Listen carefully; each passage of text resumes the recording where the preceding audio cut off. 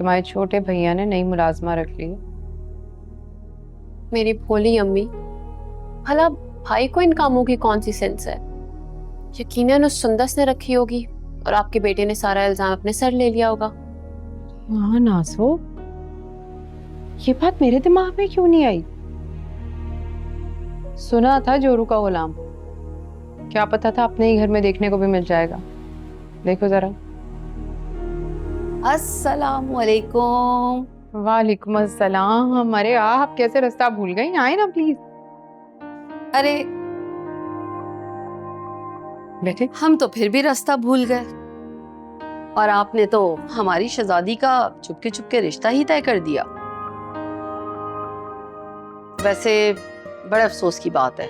तुम्हें क्या लगा था तुम हमारी बेटी का रिश्ता तय कर दोगे और मुझे पता नहीं चलेगा?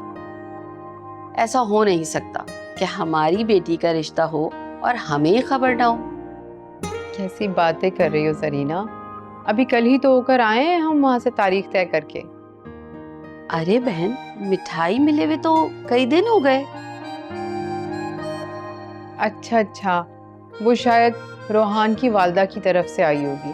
अच्छा, तो वो मिठाई उनके घर से आई थी? हाँ। वैसे एक बात है, पूरा मोहल्ला उस्तानी जी की अकल पे बड़ी वाह वाह कर रहा है। मतलब जो काम कोई और नहीं कर सका वो उन्होंने आते ही कर दिखाया। मोहल्ले में आना और मोहल्ले के सबसे अमीर घर की सबसे खूबसूरत लड़की को पसंद करना कमाल है। वैसे बुरा मत मानना, बस ऐसी एक बात कह रही थी। वैसे एक बात और भी है, सोचने की बात है, ना रुपया पैसा ना घर अपना और रिश्तेदारी देखो किनसे रिश्ता जोड़ दिया, मोहल्ले के सबसे अमीर घर के लोगों से। ये सारी तो नसीबों की बात है ना। हाँ हाँ, बात तो नसीबों की ही है, लेकिन उस्तानिया अकल के मामले में बड़ी उस्ताद होती है, क्योंकि मामला अकल का भी तो है। हाँ वैसे हमें जो बात समझ में आई वो हमने कह दी, बाकी तुम खुद समझदार हो। भाई हमारे लिए तो यही खुशी की बात है कि हमारी बेटी जहाँ रहे खुश रहे, कम से कम हमारी आंखों के सामने तो रहेगी। आमीन। अरे भाई, तुम्हारी दोनों बहुएं कैसी हैं? एक तो तुम माशाल्लाह अपनी देवरानी की लेकर आई हो। वैसे बड़ा जिगरा है सबाहत तुम्हारा, तुम्हारे जैसी साबिर औरत कम से कम मैंने तो अपनी जिंदगी में नहीं देखी। जिस देवरानी ने तुम्हें कभी सुख नहीं दिया, उसकी बेटी को तुमने अपने घर में मलका बना के रखा हुआ है। हाँ, कुछ आदत भी ऐसी ही है मेरी, और कभी शौहर ने जो बात की उसके आगे चुप होना पड़ता है, और औलाद की खुशी की खातिर भी बर्दाश्त करना पड़ता है। नाजो बेटा, हुस्ना से कहो एक गिलास ठंडा पानी पिला दे। अरे पानी क्यों, जूस तो कहो नासो। अरे नहीं नहीं, मुझे शुगर है, तुम सिर्फ पानी पिला दो। कुछ खाने पीने को कहो, रूबी से को कुछ खाने को ले आए। कोई बात नहीं, मैं खाने कहती हूँ। जीती रहो। सबाहत, ये रूबी कौन है? वो हमारी नई मुलाजमा है।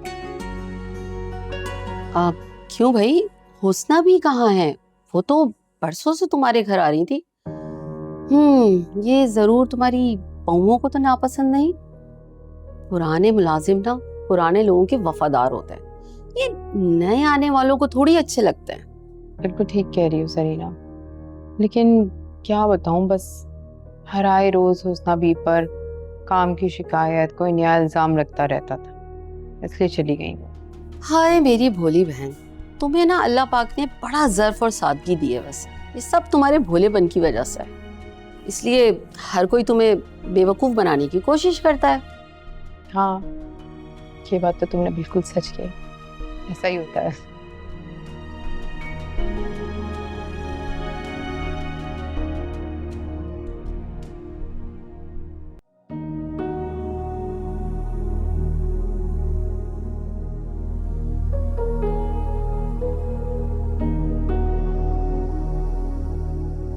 अम्मी, भला आपको क्या जरूरत थी जरीना आंटी के सामने घर की बातें करने की? पता नहीं क्यों उस बेचारी को सबने बदनाम किया हुआ है।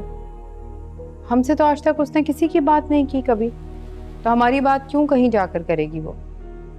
लोग भी ना, वैसे है अक्लमंद वो, कैसी पते की बात बताकर गई ना। तुम्हारे ससुराल वाले हैं चालाक।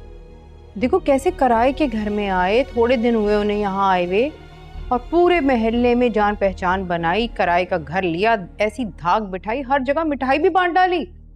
वाह, क्या रोब डाला है ना कि इसहाक खानजादा के घर उनका रिश्ता तय हुआ। क्या बात है भाई। तो अम्मी आप उनसे ज़्यादा शान बढ़ा लें, आपको पैसों की कमी थोड़ी है। आप एक काम करें, आप प्यारे से बॉक्सेस बनवाएं, शादी की तारीख तय होने की मुबारकबाद लिखवाएं उन पे, और देसी घी की सबसे अच्छी मिठाई पूरे मोहल्ले में बांटें, ताकि सबको पता चले इसहाक खानजादा की इकलौती बेटी नाजो की शादी तय हुई है। हाँ, आइडिया तो अच्छा है। इस तरह वो अंगूठी वाली बात भी दब जाएगी ना, हमारे अब्बू भी खुश हो जाएंगे। और ये होगा कहाँ से पता करना पड़ेगा, मुझे तो ऐसी मालूमात नहीं है। अम्मी इसमें क्या मुश्किल है, आजकल सब कुछ तो फोन पे हो जाता है। ये देखें, अभी हम बैठे बैठे फोन पे बॉक्सेस डिसाइड करेंगे, उसमें से जो पसंद आता है ऑर्डर कर लेते हैं और घर आ जाएगा। अच्छा चलो फिर दिखाओ। आइए अम्मी, बैठ के बॉक्सेस डिसाइड करते हैं।